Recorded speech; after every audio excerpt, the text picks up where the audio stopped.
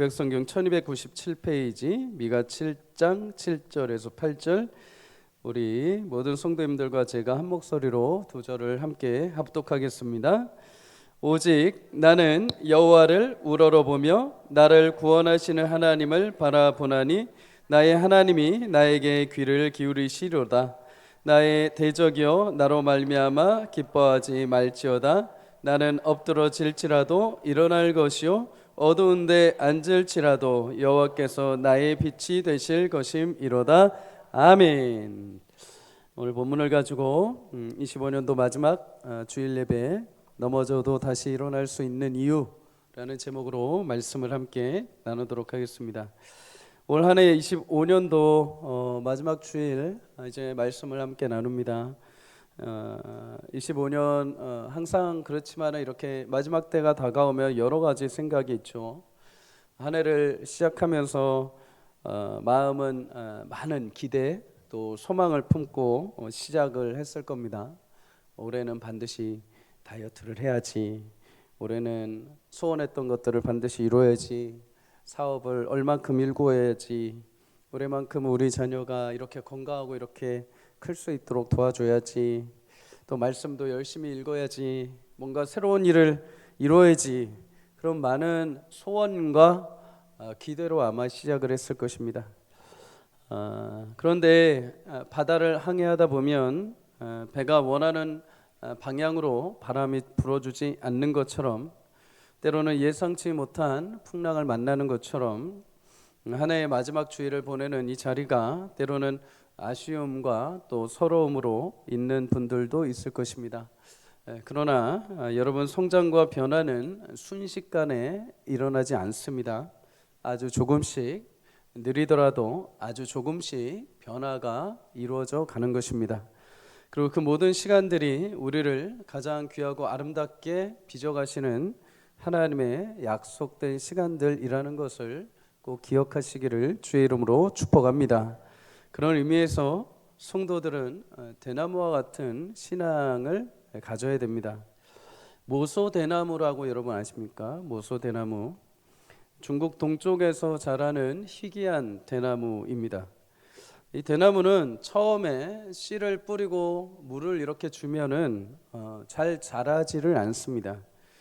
4년 동안 정성스럽게 이렇게 키워도 딱 자라는 게 딱 3cm 정도 자란다고 합니다. 4년 동안에 3cm. 그러다 보니까 사람들이 물을 주다가 그냥 1년, 2년 하다가 그냥 포기해 버린다는 거죠. 그런데 사실 이 대나무에는 숨겨진 비밀이 하나 있습니다.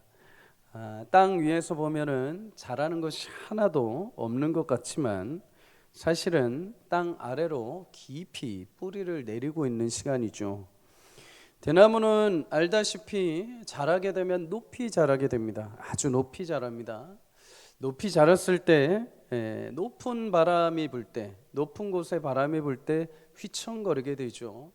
그런데 그 휘청거림 속에 넘어지지 않을 수 있기 위해서는 깊이 바닥으로 몇 배 이상의 뿌리를 내려야 됩니다. 모소대나무는 처음에 4년 정도는 그렇게 밑바닥에서 뿌리를 깊이 내리는 시간을 갖는 거죠. 그리고 5년이 지나면 이제 하루아침에 갑자기 30cm씩 자라기 시작을 합니다. 그리고 6주가 지나면 15m 이상 자라면서 울창한 대나무 숲을 이루게 됩니다. 여러분, 올 한 해도 씨를 뿌리고 또 물을 주느라고 참 많이 애쓰였습니다. 가시적인 결실이 보이지 않는다 하여서 낙심하지 마십시오. 열심히 한 것 같은데 뭔가 이루어지지 않았다 하여서 스스로 하찮게 여기지도 마십시오. 더 높이 올라갔을 때 바람에 흔들리지 않기 위해서는 아래로 뿌리를 깊이 내려야 합니다. 그 시간이 반드시 필요합니다. 그런 시간 없이 올라가게 되면은 금방 휘청거리게 됩니다. 금방 뿌리가 뽑히게 됩니다.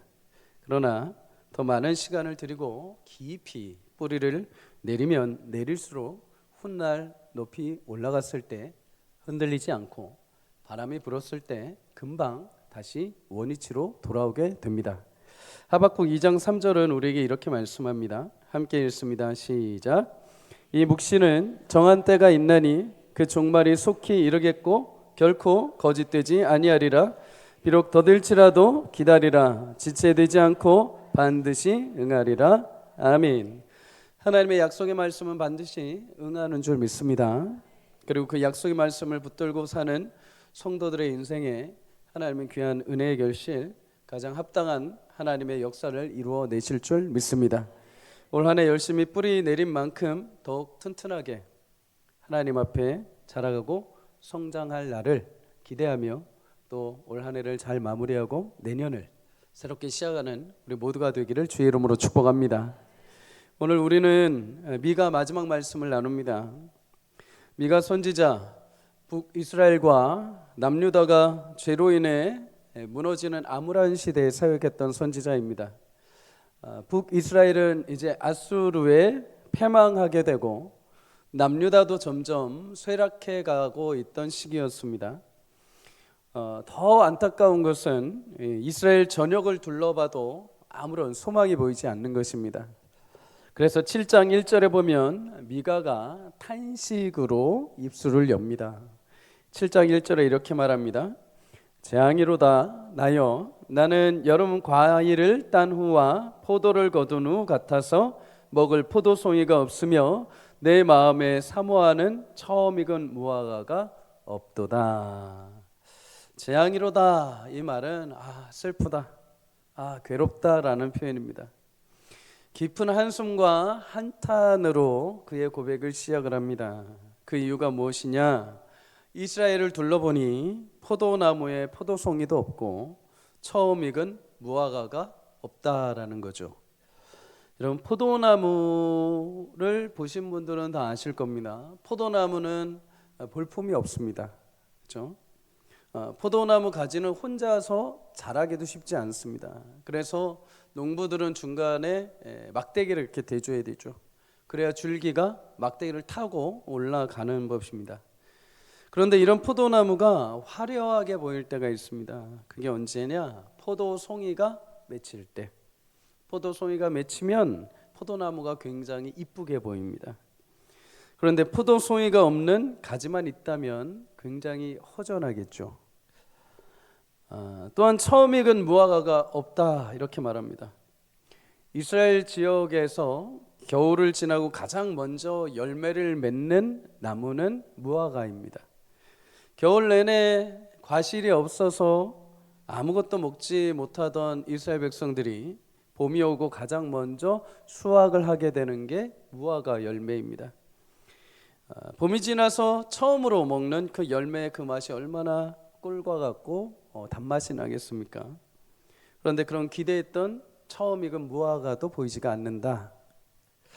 여기서 말하는 포도송이와 처음 익은 무화과는 사실 비유적인 표현이죠. 2절에 보면 그 비유의 대상이 나옵니다. 경건한 자, 그리고 정직한 자라고 합니다. 경건하다라는 것은 하나님 언약에서 신실하게 살아가는 자, 하나님과 관계가 바른 자라는 거죠. 정직하다라는 것은 사람과 사람 사이에 정직한 것. 두 사람을 합치면은 예수님의 말씀처럼 하나님을 사랑하고 이웃을 사랑하는 참된 신자가 없다는 것입니다. 세상에 그런 자가 보이지 않고 세상에 그런 자가 다 끊어져 있는 것 같다라고 말합니다. 대신 세상에 누구만 남아 있는가?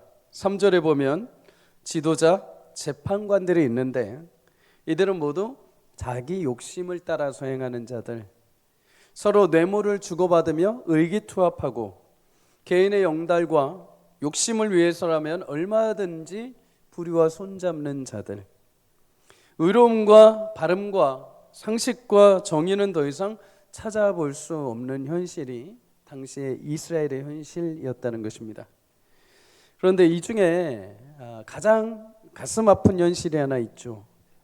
5절에서 6절에 보면 너희는 이웃을 믿지 말고 친구를 의지하지 말고 심지어 내 품에 놓은 여인까지도 믿지 말라. 가장 가까이에서 서로 신뢰하고 믿어야 될 대상인 이웃도, 심지어 아내도, 남편도 서로 속이는 원수가 되어버린 현실. 6절에는 더 비참해지요. 아들이 아버지를 멸시하고 딸이 어머니를, 며느리가 시어머니를 대적하고 사람이 원수가 자기 집안에 가득한 현실.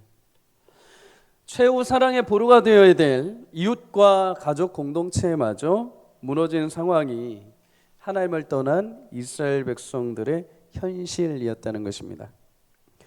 여기서 우리는 중요한 요소를 한 가지 발견하게 됩니다. 여러분, 이스라엘의 붕괴의 시작은 하나님을 경외하는 자들, 하나님을 사랑하고 이웃을 사랑하는 참된 신앙의 붕괴에서부터 시작이 됩니다. 그리고 이 붕괴가 어디까지 이어져가는가? 사회적인, 정치적인 모든 관계가 깨지고 심지어 가정 공동체의 작은 소그룹까지 모두 무너져는 현실까지 찾아오게 됩니다. 여러분, 죄라는 것은 단순히 어떤 한 부분만 영향 주는 것이 아닙니다. 죄는 한 부분에서 시작해서 반드시 누룩처럼 퍼져오게 되는 것이죠. 하나님이 처음 창조하신 아담과 하와의 가정에도 이런 일이 발생했습니다. 창세기 3장에 보면 아담과 하와가 선악과를 먹는 죄를 범하게 되죠. 그런데 단순히 그 죄는 그냥 하나 먹고 끝나지 않습니다. 그 먹음으로 인해서 그 죄가 어디까지 이어져 가는가? 아담과 하와가 서로 불신하며 타락의 원인을 서로에게 전가시키는 자리까지 가게 됩니다. 최후의 보루인 인간관계, 가정까지 파멸을 하게 만드는 거죠. 이 죄가 그런데 어디까지 또 이어져 갑니까? 그들의 아들로 태어난 장남이었던 가인, 차남이었던 아벨, 가인이 아벨을 돌로 쳐 죽이는 자리까지 가게 됩니다. 야곱은 어떨까요? 야곱은 형 에서와 아버지 이삭을 속입니다. 그리고 장자권을 탈취합니다. 어머니 리브가의 말을 듣고 외삼촌 라반에게 도망을 치죠. 근데 라반에게 가서 또 무슨 일이 발생합니까? 라반과 서로 속고 속이는 일이 발생을 합니다. 야곱의 아들들은 어떨까요? 말째 동생인 요셉을 구덩이에다가 던져버립니다. 그리고 애굽에 팔아버립니다. 돌아와서는 아버지에게 동생 요셉이 짐승에 의해서 물려 죽었다라고 거짓말을 합니다. 여러분, 사람의 이런 행위를 우리는 무엇이라고 정의를 내릴 수 있는가? 사람은 누군가를 책임지거나 자신 스스로 감당할 수 있는 실력이 없는 존재라는 것입니다. 죄를 범한 우리 인생은 누군가를 책임지거나 나의 인생 앞날을 뭔가 그럴듯하게 만들어낼 수 있는 실력이 없다라는 것이죠. 그런데 정작 사람들 자신은 모릅니다. 자신은 내가 실력이 없다는 것을 모릅니다. 그래서 지지 않기 위해서 싸웁니다. 덤빕니다. 돌로 칩니다. 팔아버립니다. 속입니다. 가족 안에서도 여러분 그렇죠.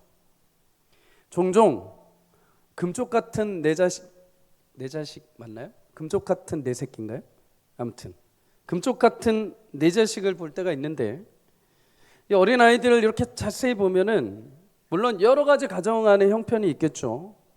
부모님에게 그런데 욕을 하기도 하고 때리기도 하고 덤비는 자녀들이 나오기도 합니다. 왜 그렇게 행동을 하는가? 자식이 뭘 하는지, 무슨 행동을 하는지 잘 모르는 것입니다.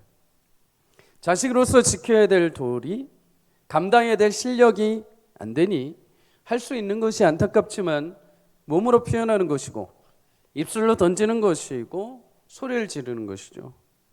그러면 지킬 줄 아는 겁니다. 그러면 내가 여기서 나를 이길 수 있는 것처럼 생각을 하는 거죠. 할 수 있는 것이 그것밖에 없는 겁니다. 그런데 여러분, 진짜 실력이 있는 사람들, 진정 자신이 누구인지 아는 사람들은 어떤지 아십니까? 철이 든 사람들. 싸움을 앞에 두었을 때 여러분 대충 압니다. 싸워야 할지, 내가 숙여야 할지, 아니면 가능할지, 이길지 자기 실력을 가늠할 수 있습니다. 그것을 판단합니다. 여러분, 신앙도 마찬가지입니다. 오늘 미가는 이런 현실 속에서 어떤 행동을 하는지 아십니까? 오늘 7절에서 8절 본문에 읽은 것처럼 오직 나는 여호와를 우러러보며 나를 구원하시는 하나님을 내가 바라볼 것이다. 미가는 사실 여러분 진짜 실력이 있던 사람이죠. 어떤 실력이요? 자신의 연약함을 아는 실력. 이런 죄악 가운데 아무리 그 죄악을 파고들고 아무리 깨어진 관계들을 파고들은다고 해서 그것이 해결되는 것이 아니라 우리의 이 무지와 죄에 대한 무능은 우리가 해결할 수 없고 오직 능력이 있으신 하나님께 있다는 것입니다. 하나님을 바라볼 수 있는 실력이 있었다는 거죠. 여러분, 세상은 자신이 무엇인가를 해낼 수 있는 실력들을 가지고 자신을 평가를 합니다. 그런데 여러분, 성도는 자신의 실력으로 내가 무엇인가를 이루어서 하나님 앞에 내가 이만큼 한다라는 실력으로 자신할 수 있는 사람이 아무도 없습니다. 성도의 진짜 실력은 철저하게 무능하고 철저하게 깨졌을 때 하나님을 바라볼 줄 아는 것, 하나님을 의지할 수 있는 것이 진짜 성도가 가진 유일한 실력이 되어야 될 줄 믿습니다. 그래서 그는 누구에게 엎드립니까? 아무리 어렵고 힘들어도 우리의 구원이요 소망 되시는 하나님께 엎드립니다.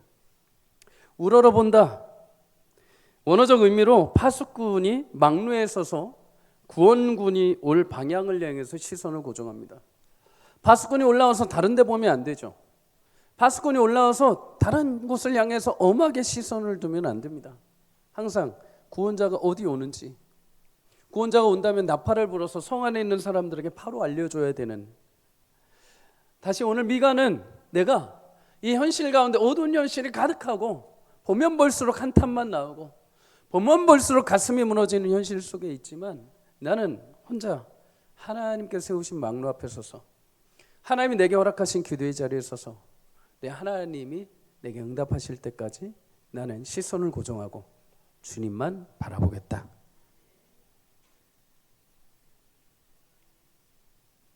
여기서 바라본다라는 의미, 원어적 의미로 보면 하나님을 신뢰하는 백성이 믿음과 확신을 가지고 기다린다라는 의미가 있습니다. 성경에서 우리는 이것을 인내라고 하죠. 인내. 현실적으로 눈에 여러 가지가 들어옵니다. 현실적으로 신앙생활을 하는데 사람들이 자꾸만 조급하게 이야기를 합니다.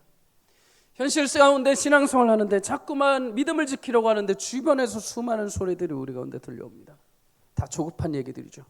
너 어떡하려고 그래? 너 그렇게 예수 믿는다고 그렇게 되는 것 같아. 빨리 이것도 해야 되지 않아?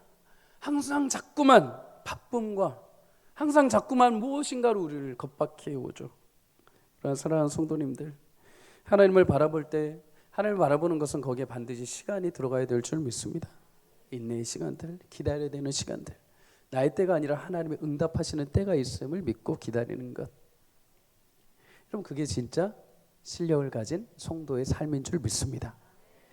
오늘 이 부분에 있어서 아브라함은 굉장히 잘 훈련을 받습니다. 그런 부분에 있어서 내가 실력이 없고 하나님의 실력이 있다는 것을 경험하게 되죠. 아브라함의 첫 번째 훈련은 무엇인가? 그는 100세가 다 되어가는데도 하나님이 약속하신 후손을 주시지 않습니다. 이때 하나님이 아브라함을 찾아가셔서 그에게 내가 아들을 줄 것이다 라고 말씀을 하죠. 이때 창세기 17장 17절에 보면 아브라함이 하나님의 그 음성을 듣고 엎드려서 속으로 웃게 됩니다. 웃었다라고 합니다. 물론 이 웃음은 하나님에 대한 비웃음이 아닙니다. 조롱이 아닙니다. 무슨 웃음일까요? 도저히 내가 생각해도 그 생각만 해도 현실 속에서 그런 일은 결코 일어날 수 없다는 한계의 웃음이죠. 너무나도 어이가 없어서 웃는 것입니다. 그냥 실력이 안 돼서 그냥 웃어버리는 것입니다. 그래서 하나님도 아브라함을 그 자리에서 책망하지 않으십니다. 실력이 없어 웃는 것을 알기 때문이죠. 마침내 100세가 되었을 때 그는 아들 이삭을 낳게 됩니다. 그런데 이삭이 어느 정도 자라난 이후에 하나님이 이제 의외의 명령을 하시죠. 창세기 22장에 아들 독자 이삭을 모리아 땅으로 가서 내가 명하는 산에 올라서 번제로 너희 아들을 드려라. 여러분, 이 말씀을 듣고 아브라함이 속으로 얼마나 괴로웠는지는 성경이 얘기하지 않습니다. 그게 크게 중요하지 않다는 거죠. 다만 분명한 것은 아브라함이 이제 그 얘기를 듣고 웃지 않습니다. 울지도 않습니다. 허탈해하지도 않습니다. 왜요? 자신의 실력을 이제 알기 때문이죠. 대신 누구의 실력을 철저히 알고 있는가? 하나님의 실력을 알고 있습니다. 무지한 자, 마른 나무와 같은 내 인생 속에 백세가 되어 아들을 주셨던 하나님, 그렇게 나에게 주셨다고 한다면 하나님의 이 아들을 향한 계획, 하나님이 내가 이 아들을 죽인다 하더라도 다시 실력으로 그 아들을 살릴 만한 능력이 충분히 있으시다는 것을 이제 분명히 알고 있기 때문입니다. 그래서 그 아들을 데려가서 번제단에 올리고 칼을 들게 됩니다. 하나님은 급하게 그의 손을 멈추시고 그의 믿음에 대해서 다시 한번 확인을 해 주시죠. 의롭다라고 말씀해 주십니다. 여러분, 당시 아브라함의 마음속에는 딱 하나밖에 없습니다. 하나님이 멈추게 하시겠지? 하나님 진짜 이러시나? 라는 마음이 아니라 무슨 일이 있어도 실력 있으신 하나님이 이 모든 일을 통해서 하나님께서 반드시 이루어 가실 것을 믿는 믿음. 히브리서 11장 19절은 말합니다. 그가 하나님이 능히 이삭을 죽은 자 가운데서 다시 살리실 줄로 생각한지라. 비유컨대 그를 죽은 자 가운데서 도로 받은 것이니라. 설사 내가 죽인다 하더라도 아들, 이미 죽은 자와 같은 나에게 주신 아들이었기에 이미 나를 살리신 것과도 같고, 또한 만약 실제로 죽는다 하더라도 나에게 아들을 주신 하나님이 다시 살리실 것이요, 그렇지 않다 하더라도 하나님의 크신 영광의 손으로 이삭을 하나님의 영원한 품에 그를 안아주실 것이기에 그는 확신하고 칼을 들을 수 있었던 거죠. 아브라함의 이런 믿음의 고백이 오늘 미가에게도 있습니다. 8절에 나는 엎드러질지라도 일어날 것이요, 어두운 데 있을지라도 여호와께서 나의 빛이 되어 주실 것이다. 사랑하는 여러분, 하나님을 의지하고 하나님께 기도하고 엎드리는 사람은 실력이 없는 사람이 아닙니다. 진짜 실력이 있는 사람, 진짜 믿음의 철이 든 사람은 하나님 앞에 기도하는 줄 믿습니다. 내게 무능하다는 것을 스스로 아는 자들, 철저하게 하나님의 주권과 하나님의 능력이 있으심을 고백하는 자들은 하나님 앞에 엎드리게 되어 있습니다. 여러분, 하나님에 대한 믿음의 실력과 신뢰가 우리 가운데 가득 넘치기를 주의 이름으로 축복합니다. 다윗도 많이 넘어지는 사람입니다. 사람에게 상처받고 가정에서 사랑받지 못한 아들로 자라고, 심지어 그가 충성을 다했던 사울 왕에게도 죽음의 위협을 당했던 사람입니다. 사랑하는 아들 압살롬과 싸우다가 결국 압살롬까지 잃게 되는 비참함까지 당하게 됩니다. 아마 내적으로 큰 트라우마가 있었을 겁니다. 상처도 가득했을 겁니다. 그런데 다윗은 그런 현실 속에 하나님을 향해서 이렇게 고백을 합니다. 시편 37편 23절에서 24절 함께 읽습니다. 시작. 여호와께서 사람의 걸음을 정하시고 그의 길을 기뻐하시나니 그는 넘어지나 아주 엎드러지지 아니함은 여호와께서 그의 손으로 붙드심이로다. 아멘. 여러분, 성도의 길, 하나님이 그 성도의 길을 기뻐하시는 줄 믿습니다. 성도의 길이 어떤 길인가? 하나님을 택하고 하나님을 믿고 하나님을 따르는 길이기에 하나님 그 삶을 기뻐하십니다. 그런데 그렇게 하나님이 기뻐하시는 성도의 삶인데도 불구하고 뭐가 있다라고 하는가?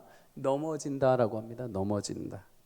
넘어지고 미끄러지는 일이 있다는 것이죠. 질병 때문에, 물질 때문에, 사업장이나 가정 때문에, 신앙 때문에, 관계 때문에 미끄러지고 넘어지는 일이 있다는 것입니다. 그런데 그렇게 넘어지기는 하는데 어떻게 된다? 아주 엎드러지지 않는다. 완전히 포기하고 주저앉고 끝나지 않는다는 겁니다. 그 이유는 여호와의 손이 나를 붙들고 계시기 때문이다. 아이들이 어렸을 때는 그 손을 붙들고 가면 종종 아이들이 중심을 잡지 못하고 넘어질 때가 있습니다. 그럼 아이들은 당연히 종종 걸음으로 걷다가 한계 부딪히면 넘어지죠.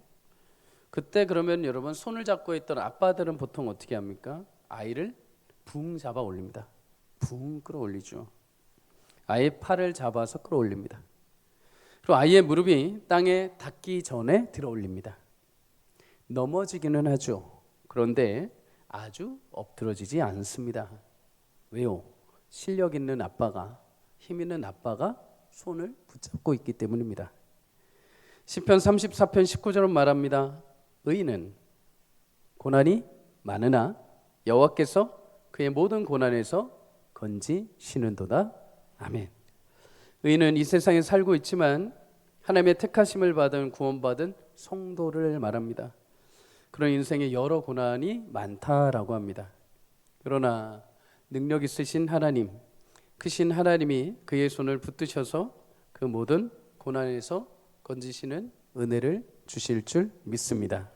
사랑하는 여러분, 우리가 가장 밝은 빛을 볼 수 있을 때가 언제인지 아십니까?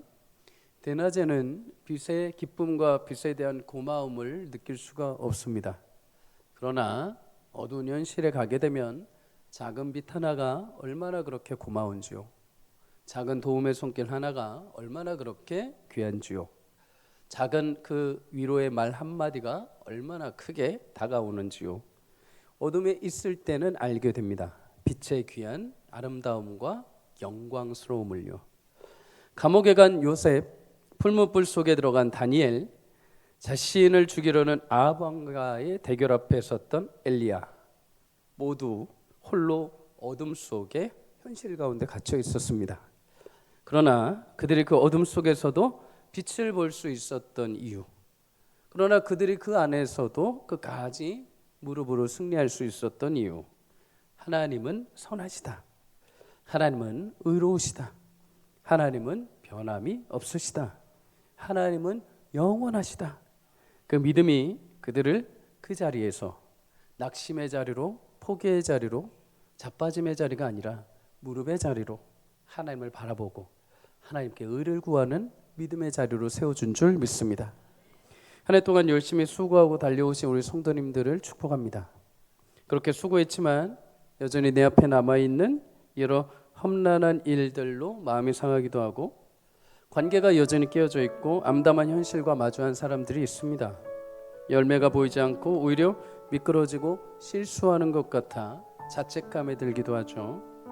그러나 때로 우리가 넘어지지만 아주 넘어지지 않는 것은 우리 인생을 하나님이 그의 손으로 붙들고 계시기 때문입니다. 오늘도 내가 잠시 넘어지고 엎드러질지 모르지만 결국에 하나님은 우리의 머리를 드시고 마침내 하나님의 성도로서의 복된 빛을 경험하게 하실 줄 믿습니다. 시편 62편 5절을 우리 함께 마지막으로 읽습니다. 시작. 나의 영혼아 잠잠히 하나님만 바라라. 무릇 나의 소망이 그로부터 나오는도다. 아멘. 잠잠히 하나님의 은혜를 바라며 구할 수 있기를 축복합니다.